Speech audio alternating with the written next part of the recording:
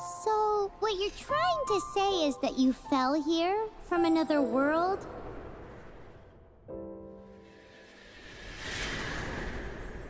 But when you wanted to leave and go on to the next world, your path was blocked by some unknown god? Outlanders, your journey ends here. Who are you? The sustainer of heavenly principles. The arrogation of mankind ends now.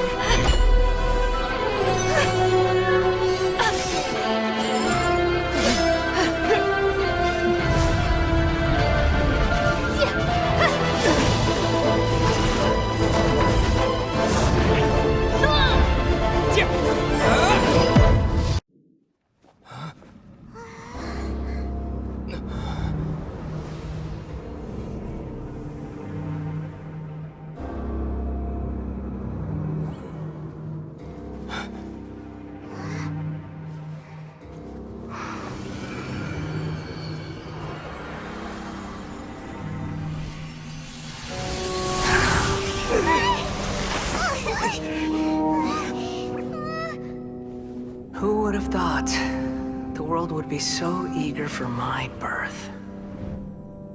I remember you, Booer, the god of wisdom, and standing beside you, the traveler. Is he all-knowing and powerful now, like Greater Lord Rukkhadevata? No, I can't feel the same kind of divinity I felt from the Greater Lord. It seems that the sages didn't get the chance to infuse the divine knowledge capsules into him. But even still, he has undoubtedly become a true god now. So we're too late? The Balladeer has already become a god? The Balladeer. A long bygone title. When my spirit ascended to divinity, I felt as if I had existed for the same number of epochs as heaven and earth. Looking back, the existence of what once called itself Kunikazushi appears infinitely small and ugly.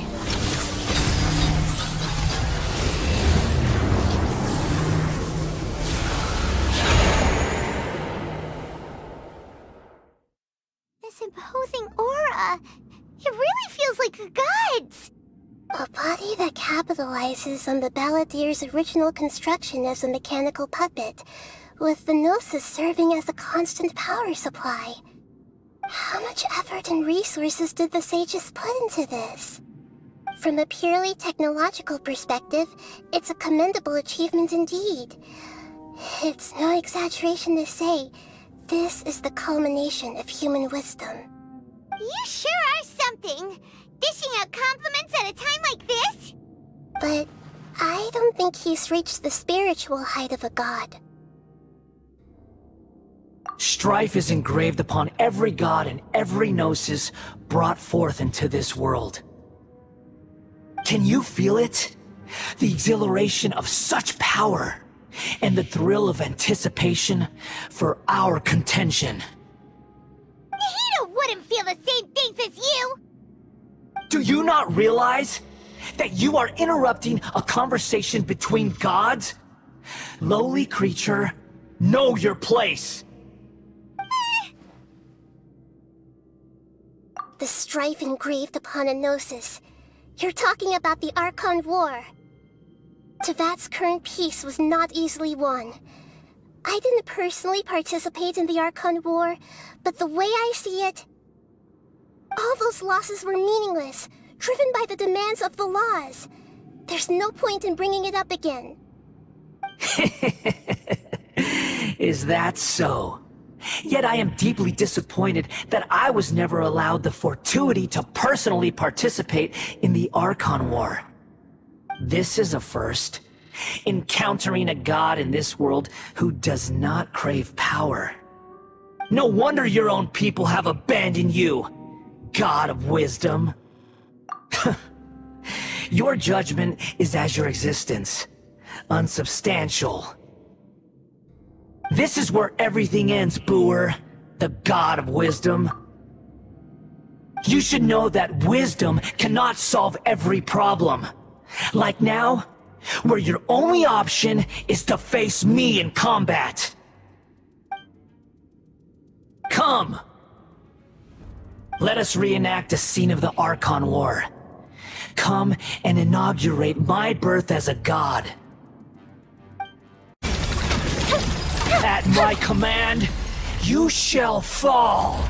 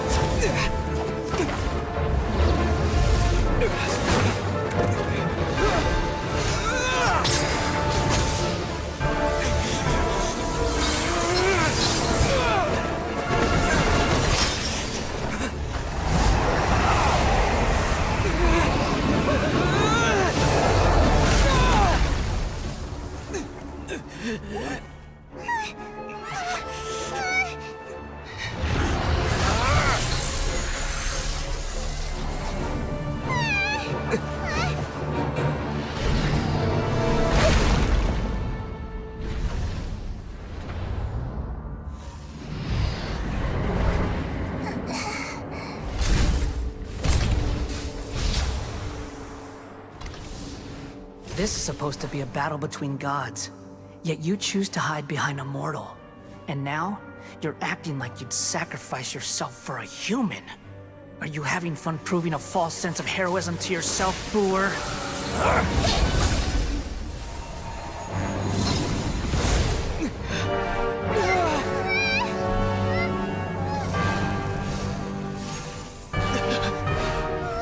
The data collection is almost complete.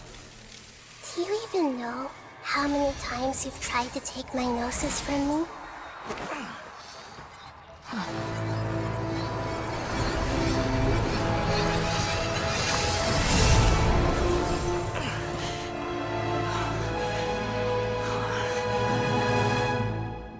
We just concluded the 168th loop.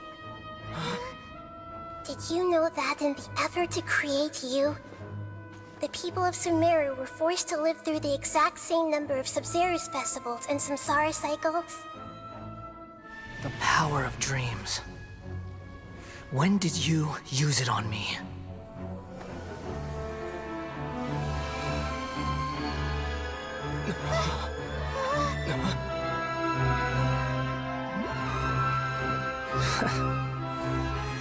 You can't even defeat me in a dream.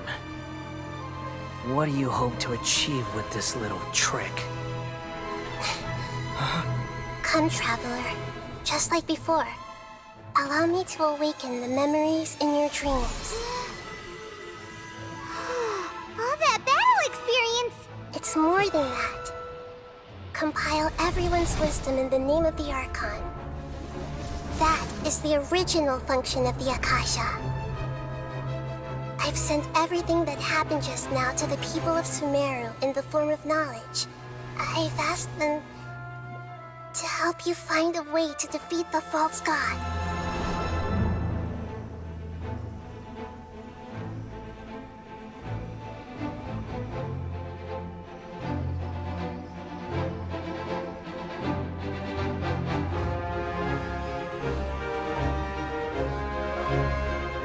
Now, all of Sumeru's wisdom is at your disposal. Meaningless tricks won't save you.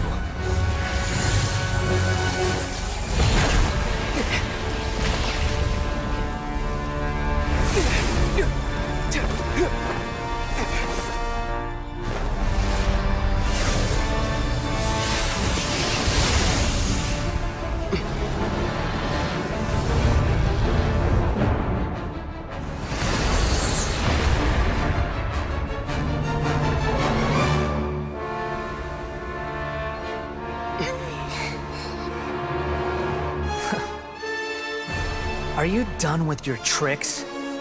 Can I finally take this as a real battle between gods? I'll leave this to you. The first sage of Boor.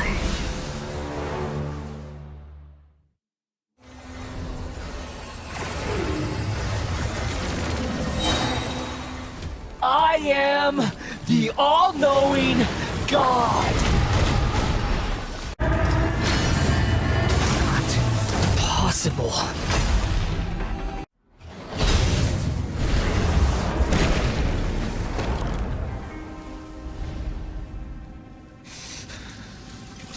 Humans. Filthy humans.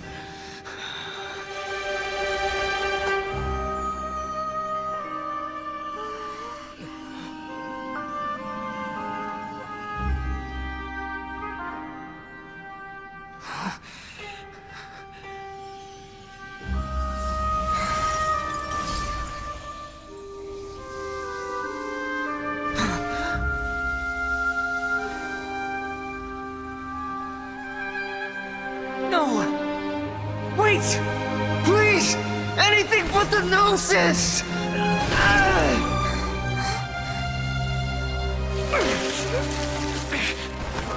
That's mine! Don't even try! I'll never go back!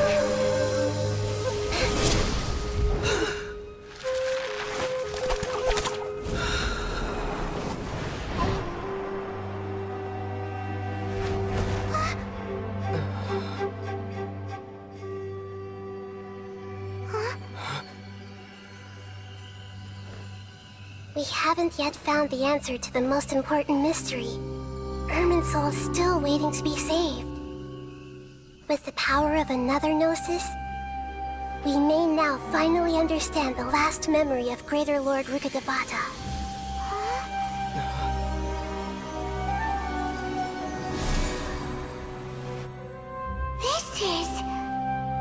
That's right. This is the last memory of my predecessor.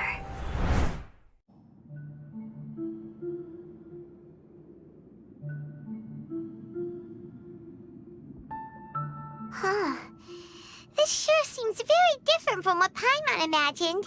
Shouldn't Irminsul be in this realm of consciousness?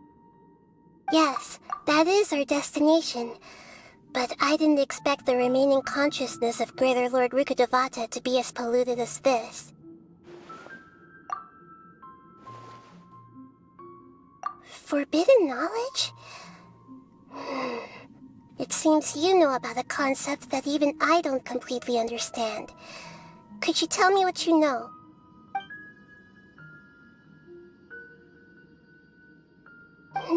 Your inference seems logical enough. Forbidden knowledge once polluted the desert thousands of years ago, but was successfully repelled thanks to King Deshret's self-sacrifice, and Greater Lord Rukkhadevata nearly exhausting her power. Then, a second instance of forbidden knowledge pollution occurred during the Conria Cataclysm 500 years ago. But I'm afraid it is much more serious this time, with Irminsul itself already in danger.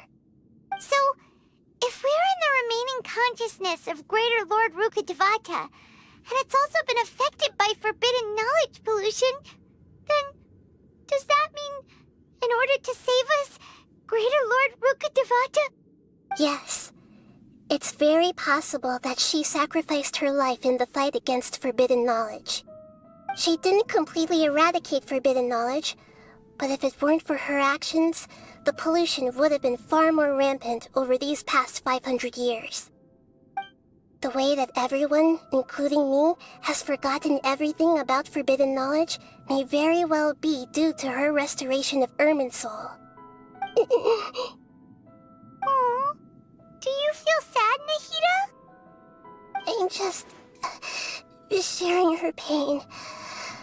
The pollution of her consciousness here is severe. There is madness, chaos, and pain all around us. Did she fight to resist the forbidden knowledge pollution in such terrible conditions, all the way up to her last breath? She even used her last remnant of lucid consciousness to leave a clue for us to follow. Yes. Her words were distorted by forbidden knowledge, so that's all we could hear. But now, we have a chance to find the answer to this mystery. We can cross the polluted consciousness until we found the right path to meet with our lucid consciousness.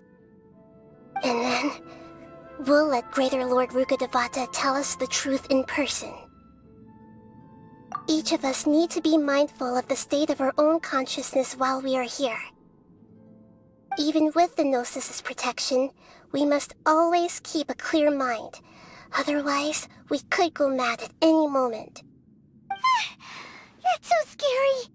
Don't worry, it should be easy enough for you to keep that mind of yours clear, Paimon. Let's go. Are we in the air? And why is there a huge boat? That's the boat of consciousness, which symbolizes reason here. Its course is the direction our consciousness is traveling towards. If we lose control over our consciousness, we will fall into madness. So let's make sure the boat stays on course. Wow. What are these? The monsters seem to have been affected by them. Look! A four-leaf sigil has appeared in the sky! To control the boat of consciousness, we need to find the helm first. We changed direction. Are we still going the right way, Nahida? Judging from the current route, the boat of consciousness will soon take us out of here.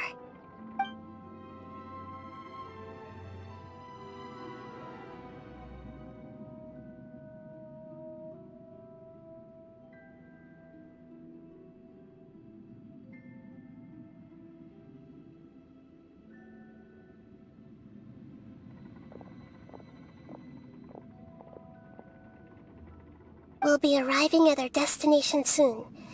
How are you feeling? Are your minds still intact? Huh? But everything's been completely normal for Paimon. Hopefully there won't be any more interruptions. This time, we should be able to meet Greater Lord Rukkhadevata. Are you saying you've never met Greater Lord Rukkhadevata before?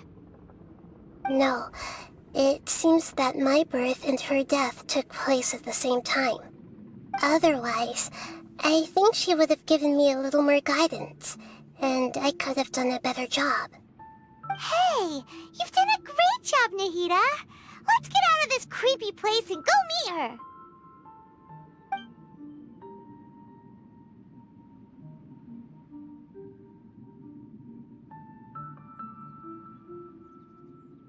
Is this the place you were talking about? The base of Irminsul?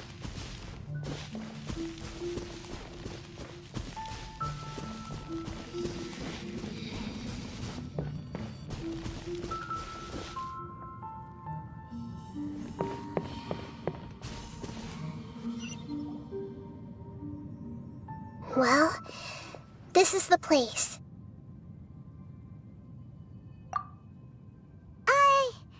We're here to find Greater Lord Rukkhadevata, right? But the one standing over there is... Is that... me?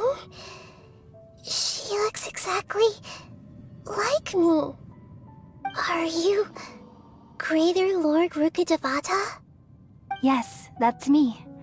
Are you surprised by my appearance? Irminsul and the surrounding lands have been reproduced here as they were years ago. But this is just a realm of consciousness. We are manifestations of the same nature. Hence why we would appear exactly the same. We're of the same nature. Why? Because you are me, and I am you. You are me in the new samsara. The new samsara? As Greater Lord Rukkhadevata, I'm the avatar of Irminsul. And you are the purest branch snapped from Irminsul. Imagine it this way. Even if a tree dies, its branches will eventually take root and grow, continuing the tree's life in another form. I'm merely the remaining consciousness of Greater Lord Rukkhadevata. The real me has presumably died a long time ago.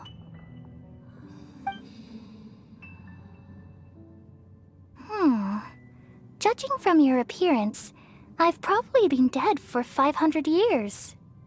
But you're finally here. My new self in the samsara. If this is true, then am I going to be a great Archon like you someday? Though we share the same nature, our fates are bound to be different. All things have their own fate. When a branch grows into a mature tree, it won't be the same as the original tree. That's why fate is the ultimate knowledge, isn't it? That's a great insight. Yes, very good. It's also precisely why you won't become like me. Really? But perhaps you may become an even greater Archon than I.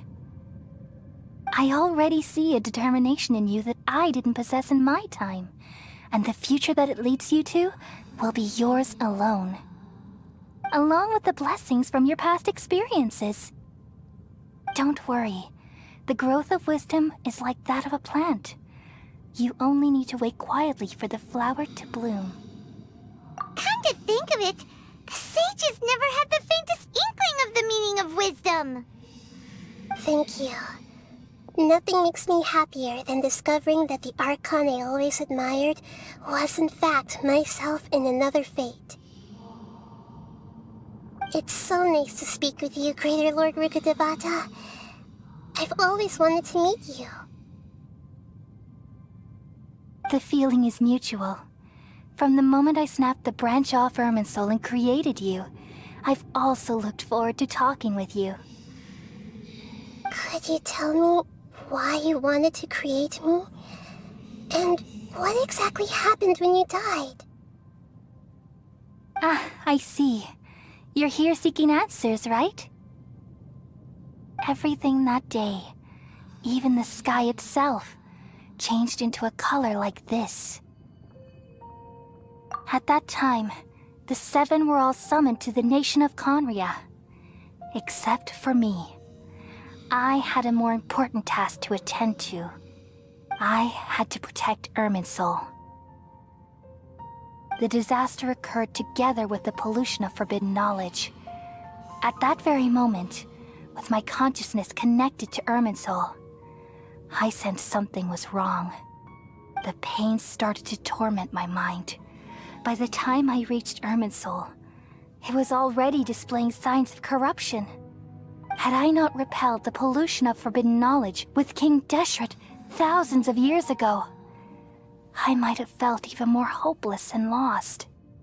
So what exactly is forbidden knowledge? It's a kind of knowledge that doesn't belong to this world, and a form of truth that can't be understood. It came from the very bottom of the abyss. Even I could never understand it. The world is constantly rejecting it, leading to all kinds of bad phenomena. If we allow forbidden knowledge to pollute Irminsul, I'm afraid the entirety of Tevat could fall apart. So, there's knowledge that even the God of wisdom can't understand? At that time, I knew I couldn't repel the forbidden knowledge with my strength alone. Which is why I created a device that compiled human wisdom and named it the Akasha. It's truly the world's most amazing invention. Thank you. For a long time, I thought dreams were the fruit of human wisdom. Though it was selfish to do so, I borrowed people's dreams using the Akasha. Then I compiled their wisdom and all of my own power. Well, did it work? Thanks to the wisdom of the people of Sumeru, almost all the forbidden knowledge was cleared from Irminsul. But things didn't go as smoothly as I thought. I had a terrible headache, which gave me an uneasy feeling. And then I remembered that my consciousness was also connected with Irminsul. It brought me knowledge and wisdom, but vile corruption as well. From the very beginning, my existence had been polluted by the forbidden knowledge. Oh no. How could that happen? I've experienced that pain in your consciousness. It must have been a horrible experience. Yes, but my feelings weren't important. The important thing was that even if I died, my existence and everything related to me would continue to exist in Irminsul as memories and knowledge, meaning that the forbidden knowledge couldn't ever be permanently eradicated. And there's no way for me to eliminate myself. It would be a sort of paradox. So, I took the purest branch of Irminsul as my incarnation in the next samsara, and left a trail of clues, all in hopes that you would come here and remove me and my pollution from Irminsul forever. Wait, no, I can't. So you realize what that implies? You are very smart indeed. Irminsul has all the knowledge and memories of this world. And as you've realized just now, removing me from Irminsul means I essentially will never have existed in this world. But this is the only way to save Irminsul. People love you so much, and they've missed you so much over the past 500 years. I am exactly the same. So how can we just forget you like this? Is there really no other way? There must be something else I can do. You're the god of wisdom, Boer. You should know that there is no other way. But this is so cruel. I don't want to forget you. No need to feel so sad, Boer. As someone who delights in wisdom, you should feel joy at finally finding the answer. These are the words in their entirety. The answer you've been seeking all along. Let the world completely forget me.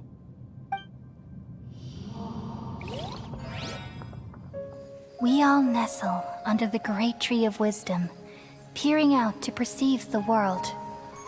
From the earth and from the rain, we perceive its wonders, until we become a white bird to perch atop a branch, and finally snap off the most important leaf.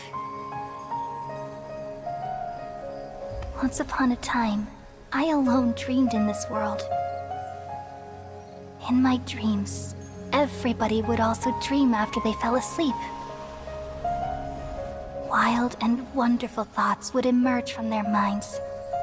Some tumbled to the ground, and others floated to the sky, connecting all things in the world into one dazzling net.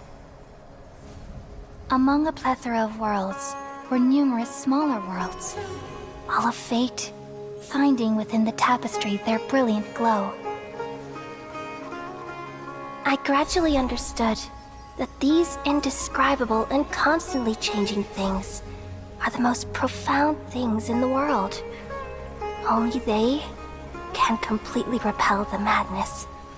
Only dreams can awaken consciousness from the deepest darkness.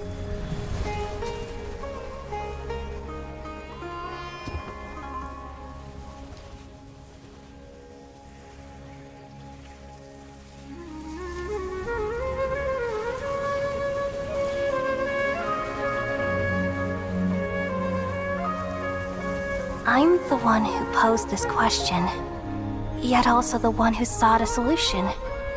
Saving the world with the dreams of the people used to be my answer. And now, you've also found your own answer, and I shall return all the dreams to the people.